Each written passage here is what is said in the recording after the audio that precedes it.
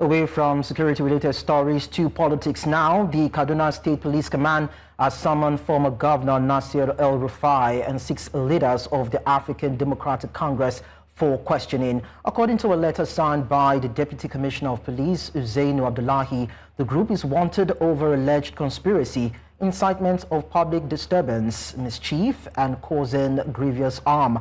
The ADC state chairman has been directed to ensure their appearance at the State CID on September 8. While the petition behind the summons is not being disclosed, police say the move is part of efforts to sustain peace and order in Kaduna State. Let's now talk to someone looking at the political tension in Kaduna State. I have Luka Biniyat, who is a political analyst, and he joins me from Kaduna. Thank you so much, Luka, for joining us on the news. Pleasure to be here once more. Now, these summons are said to be stirring quite a bit of attention in Kaduna State. Do you think it's a legitimate law enforcement move, or does it appear politically motivated? Well, I think Ubasani is taking a cue from the way that El-Rufai also ruled Kaduna State. In fact, I think he has been a bit much more tolerant than El-Rufai himself, inviting him for questioning by a legitimate law body, charged, saddled with the authority to investigate violent crimes, is nothing unconstitutional.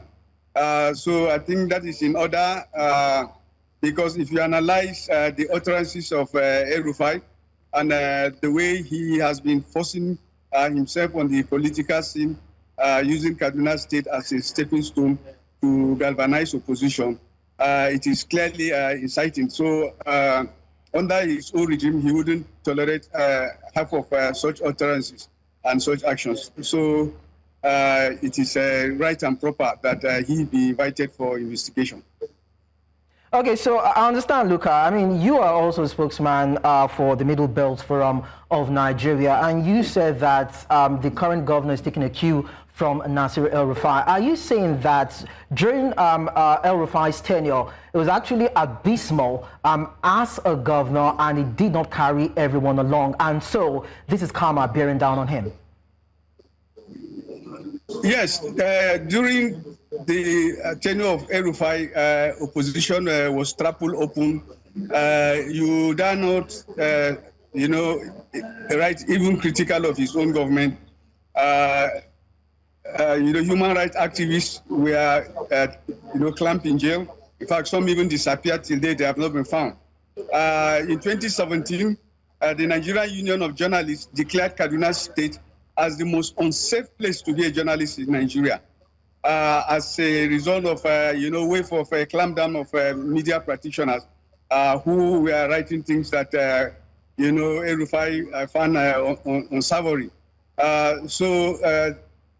Coming to now that he's out of office, and Ubasani seems to be, taking, a cue from him, there is nothing strange to us in Kaduna State. And in fact, to many of his victims, it is a very charring development. You recall the interview he granted Channel Service Television.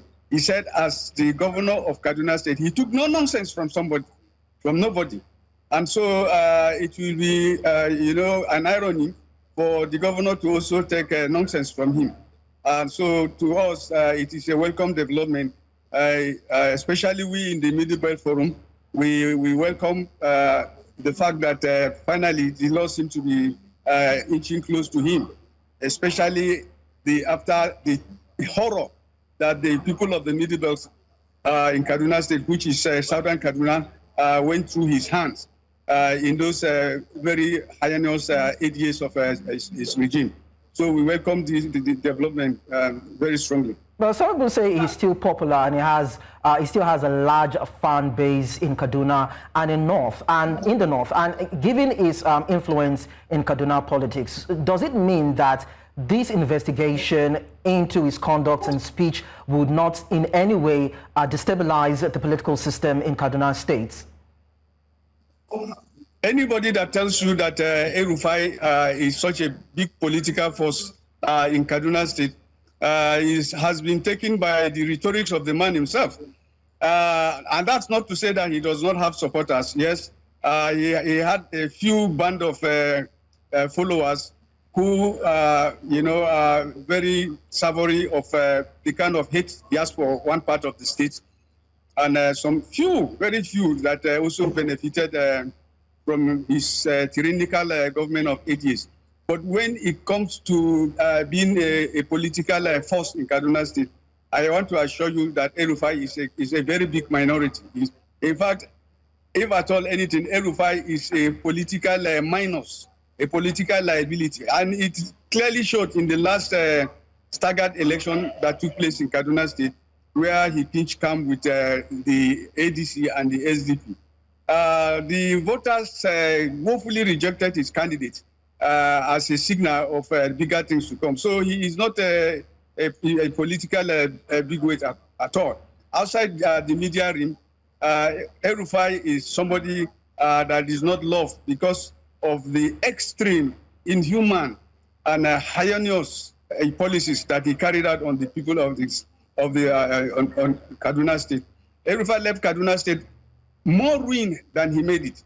He left people more deprived, in pains more than he made Kaduna State. So El-Rufai is not somebody that is a pleasant face when it comes to the politics of Kaduna State. Forget about his grandstanding on national TV. He's not what he claims to be at all. If you say he's unpopular in Kaduna, if you claim that he's unpopular in Kaduna, I mean, we have other northern states, 17 northern states, so to speak, and he's the one that's actually pivoting the ADC camp, the coalition in the northern region. Is that going to be a dent on ADC's political aspiration for the 2027 election from the way that you see it?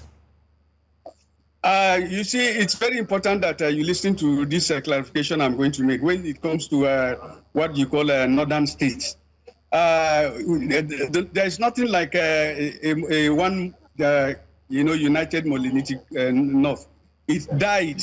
It was forcefully formed, under colonialism, and then it was sustained up to the time that the defunct northern region died as a result of, the coup carried out by Nzogo and the rest. Today, what you call the north is actually highly, strongly fragmentized. We have the Middle Belt region. And what is the Middle Belt region? The Middle Belt is made up of all the ethnic nationalities of the defunct northern Nigeria plus Abuja that are not Hausa, Fulani, or Kanuri.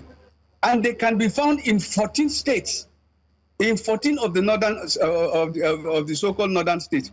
And what the Middle Belt Forum is telling everybody who cares to listen is that as long as any political party or any coalition carries El-Rufai on its shoulder or gives it a very prominent role, this part of the northern state that I named you now, which includes northern KBs and southern KBs, southern Kaduna, southern Borno, and the rest. Like me, I come from southern Kaduna, but I'm the national spokesman of the Middle Belt Forum. Our president, Dr. Pogo Bitrus, is from southern Borno, is from Chibok. He's part of the Middle Belt. He's the president of the Middle Belt Forum. So we are saying that any of these people, any of this coalition or political, settings that pick El-Rufai and put it in the center stage, it is taking a very big risk as losing the vote of the Middle Belt, because he has shown over time that he's not a lover of the Middle Belt, and that anything that is of goodwill, he does not welcome it to us. So we are not going to support such a party at all. Thank you so much, Luka Biniyat, political analyst, for sharing your thoughts on the news with us. We appreciate that.